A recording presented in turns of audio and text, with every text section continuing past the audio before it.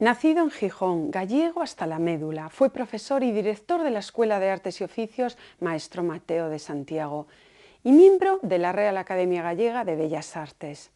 Retratista de grandes personajes como Severo Ochoa o Asorey, del que además se consideró discípulo. Pintor de murales y sobre todo del mundo femenino, al que dota de amable sensualidad. Su obra sombría en sus inicios se torna positiva, porque la pasión por la vida será su veleta a seguir. Un trabajo muy personal, de corte figurativo, de forma y colorido vibrantes. Con la alegría de su arte, pero con la tristeza de su pérdida, hoy rendimos homenaje a un artista singular, dandy en estilo y un señor en maneras. Reemitimos el programa grabado en los inicios de 2008 con Felipe Criado, recientemente fallecido. Descanse en paz, nuestro querido y admirado amigo. Acompañamos en el dolor a Mercedes, su mujer, y a su desconsolada familia.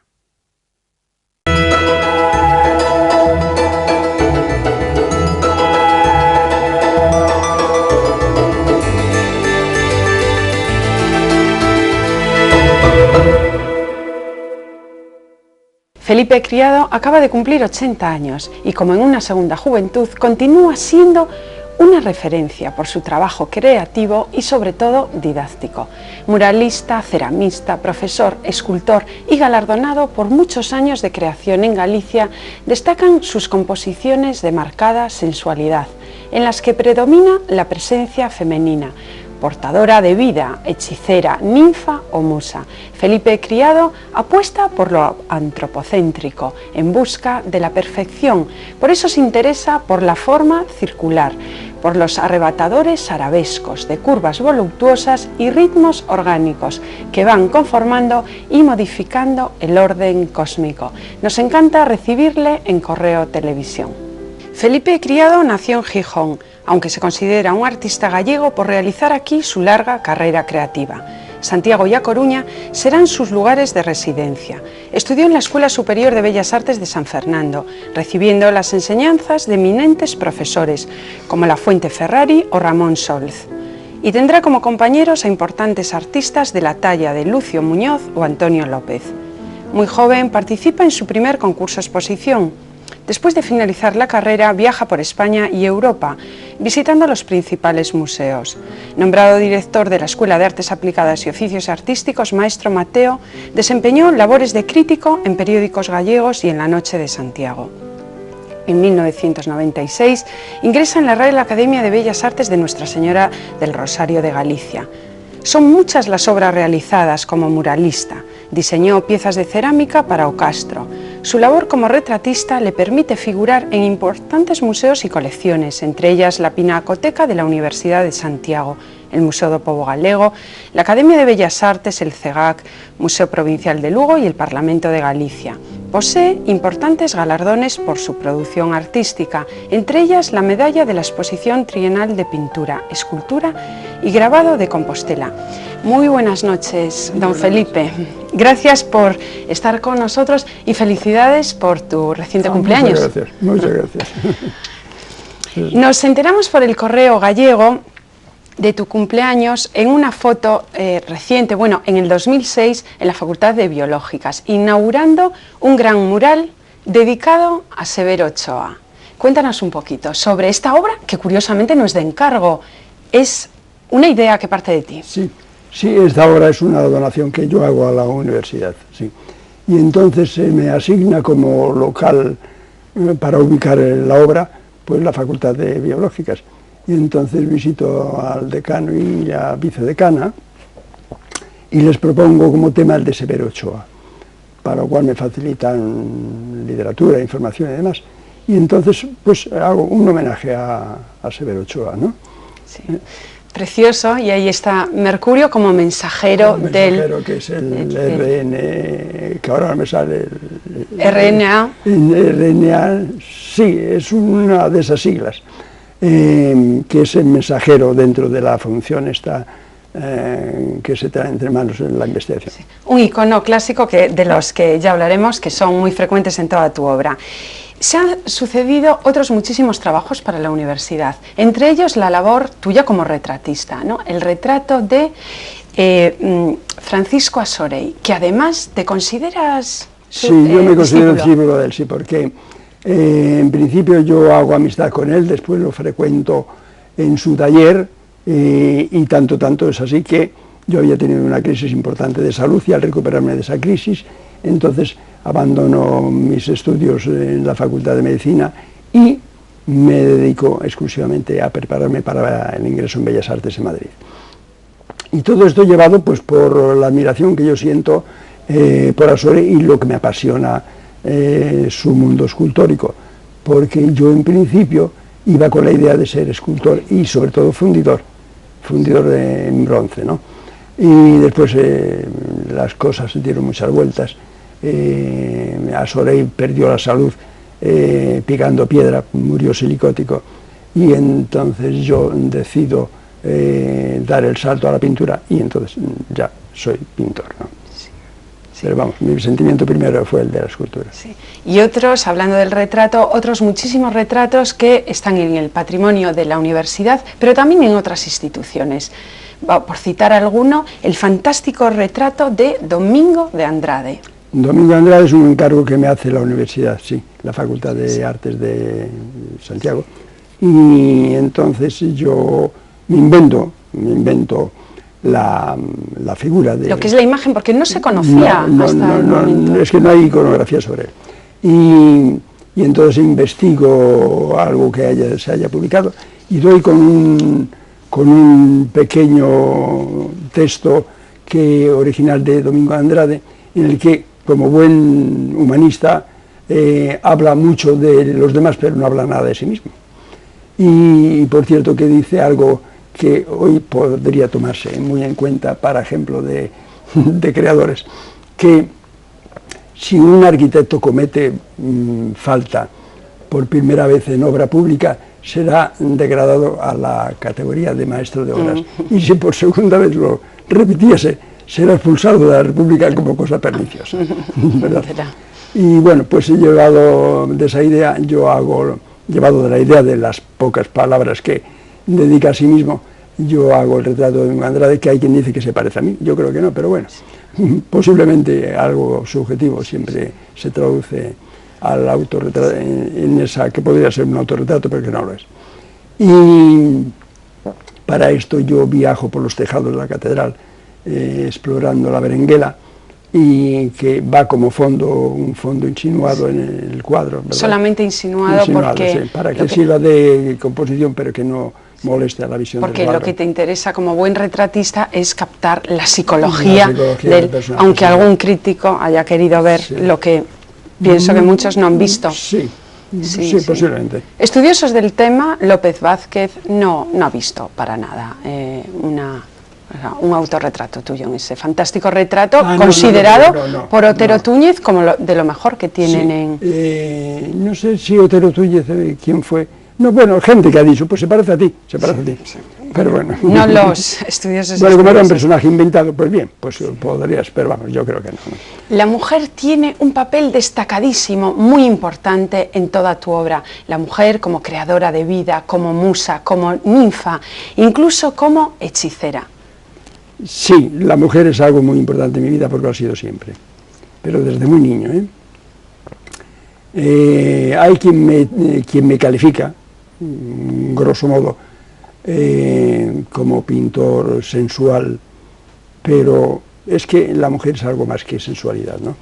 Indudablemente que yo he sentido una profunda atracción sensual por el mundo femenino, pero no por el cuerpo únicamente de la mujer, sino por el cuerpo, por el mundo femenino. Y ya desde niño me intrigaba ese mundo femenino, y no solamente de las niñas que me acompañaban, sino de las mujeres adultas. Y andando el tiempo, pues mira por dónde, pues yo pude, de alguna forma, podía haber sido escritor y haber hablado de psicología femenina, pero fui pintor y entonces creo que de alguna forma he hecho y estoy haciendo algo que no se había hecho nunca. Ni hay referencias de que ningún pintor lo haya hecho, que es dedicarse exclusivamente a pintar la mujer.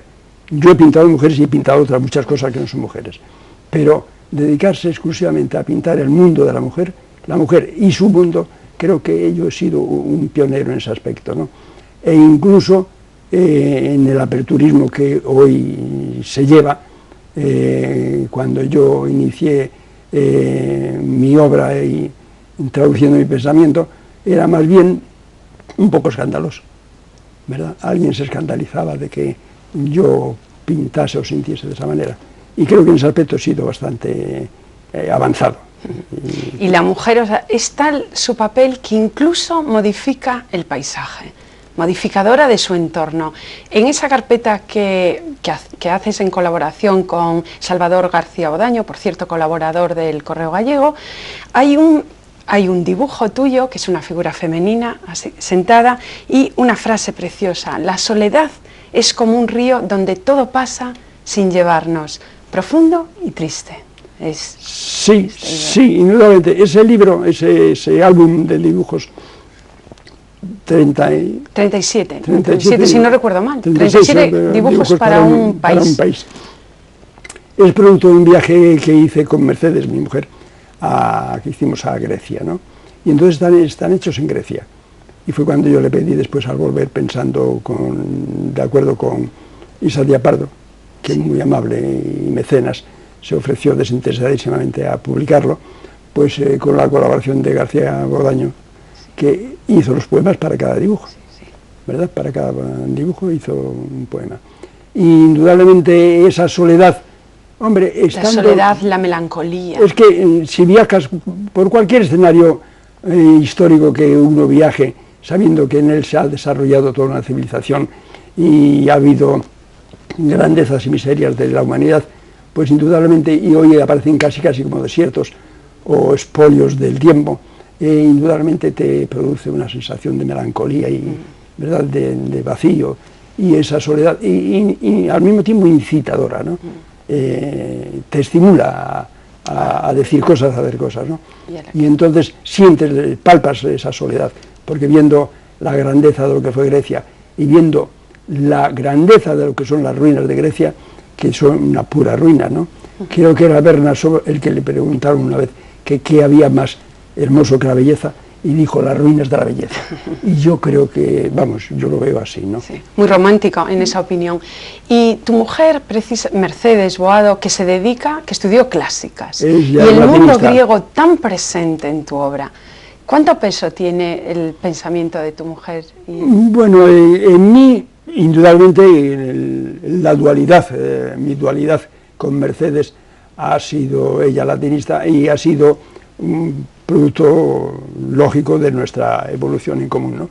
Pero yo he sentido siempre por el mundo clásico, por el latín sobre todo, y el griego, una atracción tremenda, ¿no? Pero tanto por lo que fue su historia e instituciones, como por lo que es el lenguaje madre de nuestra lengua, ¿no? Y tanto que en mis clases, muchas veces saliéndome de mi papel, hablaba a los alumnos explicándoles el origen de muchas palabras que estaban utilizando sin saber por qué, ¿no? Hablando de tus clases, ¿no? Como profesor, como director de la Escuela Maestro Mateo, que incluso eres el impulsor del nombre de la denominación, que hasta ese momento no la tenía, y también de lo que es de la renovación de las instalaciones. ¿Qué te queda de la experiencia docente? De la experiencia docente me queda la nostalgia de haber estado en contacto con la juventud, ¿verdad? Porque es que el profesor enseña, y yo creo que he enseñado y mucho, pero no he enseñado solamente dibujo, que era mi clase, sino que he enseñado humanismo, porque yo en mis clases hablaba mucho que conceptuaba que había desarrollado ya el tema del día. Si teníamos tiempo, yo me dedicaba a hablarle de arte, de humanidad, de humanismo, ¿no? Y en ese aspecto no solamente das, sino que recibes, porque el contacto con la juventud, y sino que se lo digan a los griegos, ¿verdad?, el contacto con la juventud era fecundador, era estimulante, era renovarse continuamente, ¿no? O sea que de juventud se aprende. En tu obra apreciamos mucho el helenismo, pero también la herencia de Duchamp, ¿no? Me refiero a los gratás, la incorporación de ready-mades hechos, puertas, todos los grafismos. Lo matérico tiene mucho peso. Sí, sí y no. Mira, yo en ese aspecto, en el aspecto plástico, no podría encajarme en una prioridad de tendencias, porque es que me parece que cualquier técnica, cualquier inquietud que en un momento determinado se te ocurra, puede ser expresada rápidamente a través de la mano, ¿no? Pero los materiales con los cuales vas a utilizarlo casi son o subjetivos o espontáneos o impensados, porque lo primero que tengas a mano te sirve para hacer aquello, y posiblemente sea que lo primero que coges es lo que preferentemente iba a ser necesario para eso, ¿no? Por eso te digo que las técnicas, lo matérico, el aprovechar hallazgos de materiales que incorporas a la obra, pues eso es casual y yo qué sé, pues es investigación, es sensibilidad. O sea que, ¿cuántas veces ves una cosa que dices tú, pues esto es aprovechable? Lo malo es que hoy en día, por ejemplo, muchos jóvenes hacen de su obra únicamente ese elemento aprovechable y no le aportan nada nuevo, ¿verdad? Claro. Y se quedan y eso ya está fabricado. Aportando nuevo, sí que has aportado a partir de los años 80 la luz, porque en tus inicios tu obra era muchísimo más sombría y paulatinamente va incorporando la luz y después esa alegría de vivir que se queda ya, se instala y sí que es matisiana. Bueno, la alegría de vivir es la veleta indicadora de mi ruta, ¿eh? O sea que desde niño, cuando yo ya sentía esas inquietudes del mundo femenino, he sentido una alegría inmensa de vivir, una alegría, una pasión de la vida, de la luz, tremendo. Pero esa ansia de la luz, esto que dices de que en principio no fuera yo más tenebrista, no, yo he sido de todo. O sea que en una etapa, cuando yo estudiaba en Madrid, recuerdo que algún profesor mío me decía que parecía mentira que yo fuera un pintor del norte, porque pintaba como si fuera un pintor del sur, con mucha luz, muy vibrante de color, ¿no? O sea que que según el sentimiento de una determinada etapa, pues yo era más gris, más luminoso, más. En algún momento has comentado que la experiencia de la infancia te abrió la gran biblioteca del mundo. ¿Qué te queda o qué destacaríamos de la etapa de la niñez?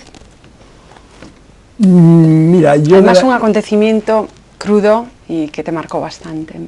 Yo de la niñez tengo recuerdos tan vívidos que la gente no se los cree.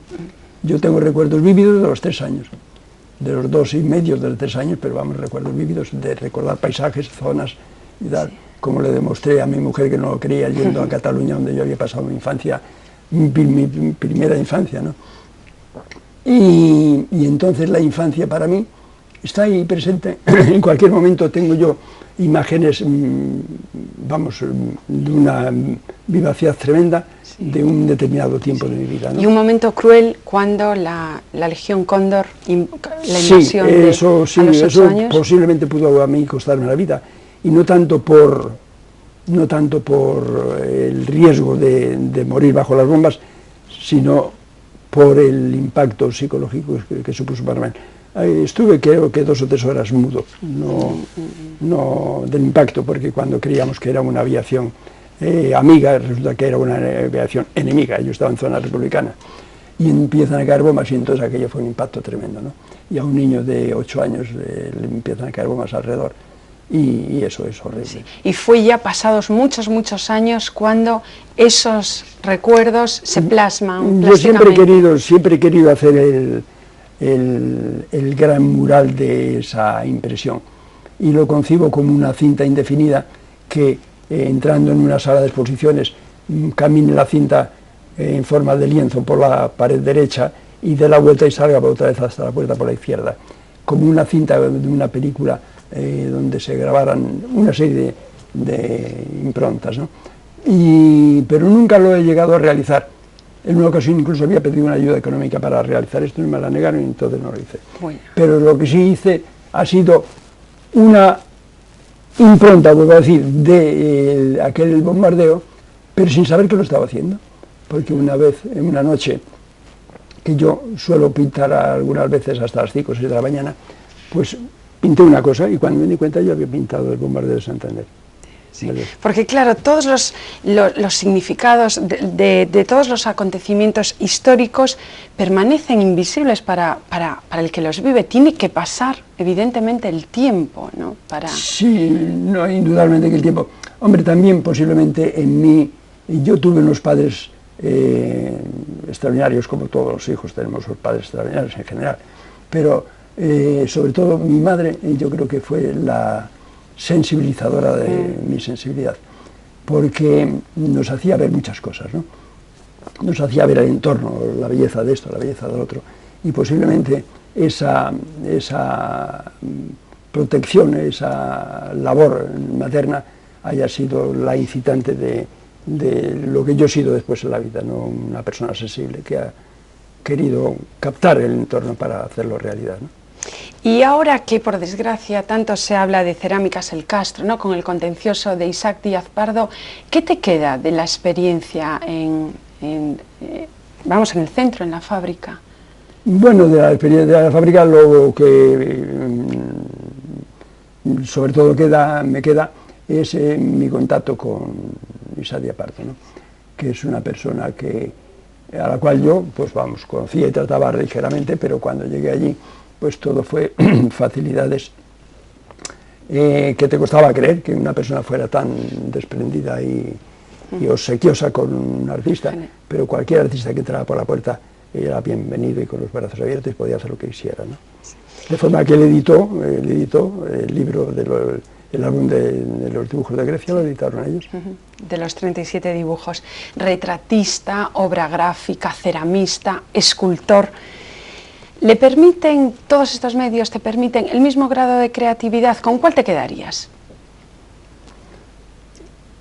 Pues mira, yo creo que es bueno experimentar en muchas cosas porque nunca se satura uno de todo. Y entonces las experimentaciones nuevas aportan nuevas experiencias y es un nuevo caudal informativo, ¿no? Por eso no tengo predilecciones. No, me gustaría hacer, yo qué sé, dominar las técnicas modernas el medio digital, todo esto. Lamento no haberlo, pero los artistas también tenemos una cosa, los que nos dedicamos al arte, que nunca me ha gustado hablar de mí mismo, citarme como artista, los que nos dedicamos al arte tenemos una cosa, que nos absorbe tanto nuestro pensamiento y idea de hacer algo, de hacer manualmente y mentalmente algo, que no tenemos tiempo mayormente para estudiar informática, ¿no? Yo hubiera querido dominar la informática de forma que pudiera dibujar y proyectar la pantalla, y para eso creo que... Con el ánimo que tienes todavía estás a tiempo, Felipe. ¿Y cuál de tus hijos, no? Tenemos 4 hijos y uno conocido, reconocido antropólogo, profesor, bueno, que ha sido profesor mío, por cierto, y muy bueno. ¿Quién ha seguido tus pasos, la dinastía artística tuya como progenitor? Pues mira, de 4 hijos que tenemos, 2 chicos y 2 chicas, una de las chicas, una es latinista como la madre, y la otra pudo haber hecho cualquier carrera, pero le dio por hacer la de Bellas Artes, que después no la practicó. Pero es una persona tan sensible, que si se dedicara a ello podría ser una interiorista asombrosa, porque tiene un gusto exquisito, ¿no? Tiene un gusto exquisito. Y sin embargo no ha querido practicar arte porque no le gustaba el mundo del arte.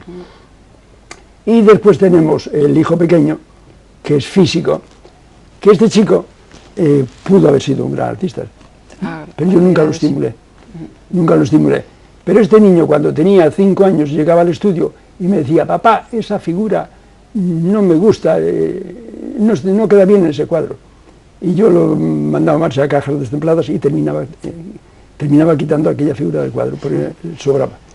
¿Te das cuenta? O sea, que tenía una percepción en el hombre asombrosa, de una finura asombrosa, y la sigue teniendo, pero se dedica a la informática y desde la física ha pasado a la informática. ¿Y la colaboración con otros artistas con los que has trabajado, qué te aporta? ¿Qué te ha aportado? Bueno, yo con otros artistas no he tenido mayor relación. Bueno, poesía, que está unida a muchos bueno, trabajos tuyos, también sí. ilustrando Sí. libros. Sí, vamos, es que me ha gustado. Es más, cuando yo empecé Bellas Artes, mi idea inicial al empezar Bellas Artes era ser ilustrador. Que después he hecho varias cosas, pero vamos, si me hubiera metido en ese mundo podría haber hecho muchas más. Pero una de las primeras que hice fue ilustrar a un libro que le dedicaron a Carballo Calero sus alumnos, sus exalumnos. Y entonces él quiso que yo ilustrara el libro, ¿no? Y entonces yo cogí poemas de él y los ilustré. Pero vamos, el contacto con la literatura y con los poetas en el mundo del arte es importantísimo, ¿no? Sí. Porque indudablemente son mucho más que los críticos, que pomposamente presumen de dictaminar desde el pedestal de su posición sobre el arte, y creo que saben muy poco sobre el arte. Bueno, porque hay una espinilla ahí que Felipe tiene clavada, y es que me parece que todavía no hay un estudio que haya profundizado exactamente en la esencia de tu obra. No, mira, si quitamos dejamos de lado a Antón Castro, a Moreno Galván, a Raúl Chávarri, a Antón Castro, a Francisco Pablos, pues mucha gente más ha hablado de mi pintura, ha hablado muy bien, pero siempre citando un mismo leitmotiv, que es la mujer, la sensualidad en la primera obra de Felipe Criado. Y mi obra, en cuanto a la mujer, ya dije antes, creo, que no es una mera exhibición de atracción sexual, sino que es un interés profundo sobre el mundo femenino, ¿no? Sí. Yo tengo dibujos eróticos, muy bien, pero bien, vamos, quiero decir que, no sé, se me va la idea en este momento de lo que quería decirte. En fin. Pero de todas maneras, sí, Felipe, perdona, se está preparando una antológica y seguramente, seguro que Monterroso lo saca y bien sacado. Me gustaría que hicieran referencia a esa condición. Va a sacar, porque es muy importante, como hemos dicho, suficiente como para modificar el paisaje. Esa condición de mi obra, sí. Lo que sí... lo que sí que hay es mucha sensualidad y todo un mundo de ensoñación. Desde aquí, porque ya el tiempo no podemos más, te decimos que sigas soñando, porque como decía Hölderlin, el hombre es un dios mientras sueña. Pues es cierto que es así. Y un pobre o un mendigo cuando piensa, o sea, cuando reflexiona. Sí, cuando reflexiona, sí. Si es que acercarse a los dioses es siempre apasionante, pero siempre a lo mejor decepcionante, porque nunca llegas a lo que crees que fueron, ¿no? Gracias por estar con nosotros y muchísimas felicidades. Gracias a vosotros, sí. Toda una vida dedicada al noble placer de la pintura y lo que le queda todavía. Después de ir ganando luminosidad, la obra de Felipe Criado se ha ido haciendo más matérica, con densas superficies muy texturadas, y en sus últimas producciones todavía se interroga sobre el origen y el fin de la evolución del cosmos. Continúa Felipe Criado investigando y creando nuevas formas, siempre vitalistas, porque es joven a sus 80 años recién cumplidos. Si, como dicen los expertos, la vejez es falta de curiosidad, Felipe Criado está en plena efervescencia. La ilusión por las formas dinámicas y danzantes que destila toda su producción es un valioso legado que conviene conservar. Muchas gracias y nos vemos la próxima semana.